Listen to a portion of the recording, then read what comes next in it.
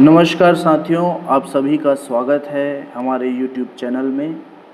दोस्तों, हम भारतेंदु युगीन कवियों के साहित्यिक परिचय को देख रहे हैं और आज हम आपके लिए लाए हैं श्री राधाचरण गोस्वामी जी के साहित्यिक परिचय को लेकर। तो चलिए देखते हैं दोस्तों। राधाचरण जी का जन्म 25 फरवरी सन 1859 ईस्वी को वृंदावन में हुआ था। इनके पिता का नाम गोस्वामी गल्लू जी था और वे स्वयं एक अच्छे कवि थे।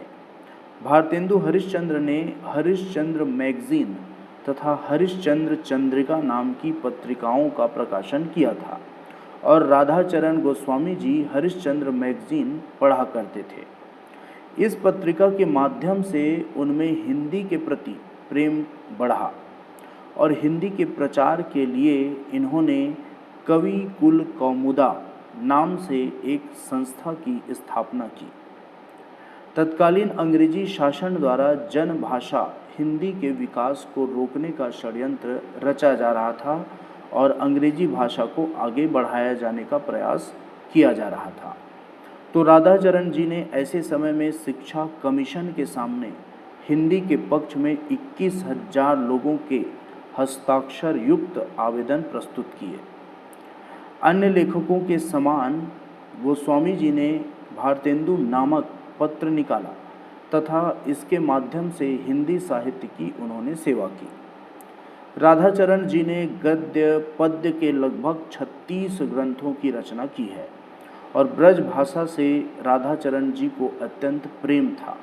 ब्रज भाषा के संबंध में वे लिखते हैं कि ब्रज भाषा भाषा ललित कलित कृष्ण की केली या ब्रजमंडल में उठी ताकि घर घर बेली।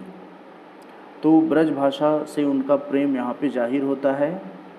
सन 1883 ईस्वी में उन्होंने जब हिंदी के पक्ष में 21,000 लोगों को हस्ताक्षर करवाएं, उस समय हिंदी के संबंध में उन्होंने कहा कि कवि पंडित परिजन प्रभूति छात्र रसिक रिझवार राजा प्रेम सप्रेम बस करी हिंदी को प्यार।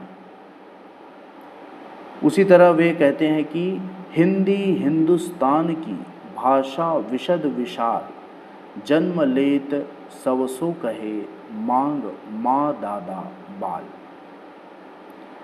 भारतेंदु युगीन अन्य कवियों की भांति ये अत्यंत भारत भक्त थे।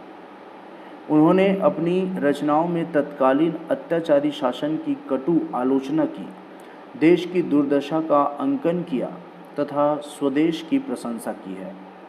पश्चिम का प्रभाव भारत पर बढ़ रहा था और ऐसा लगता था भारतीय संस्कृति समाप्त ही हो जाएगी और इसका गोस्वामी जी ने इस लावनी में चित्र अंकित किया है।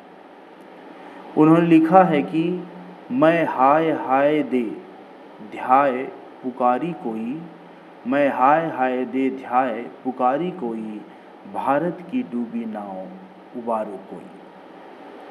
वे आगे कहते हैं कि उड़ गए वेद के बदतवान अति भोरे, ऋषि जन रस्सा नहीं रहें खैचन हारे, या मैं चिंता मणि सदृश रत्न की ढेरी, या मैं अमृत सम औषधिन की फेरी, बह चली सकल यूरोप हाय मति भोई, भारत की डूबी नाव उबारो कोई।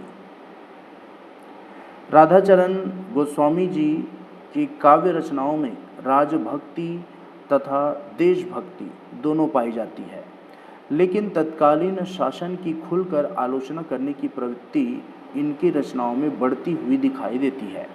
जिस प्रकार वे लोग छिप छिप कर लिखते थे, तो ये जो हैं इनकी जो आलोचना की प्रवृत्ति है वो अधिक तीव्र दिखाई देती है।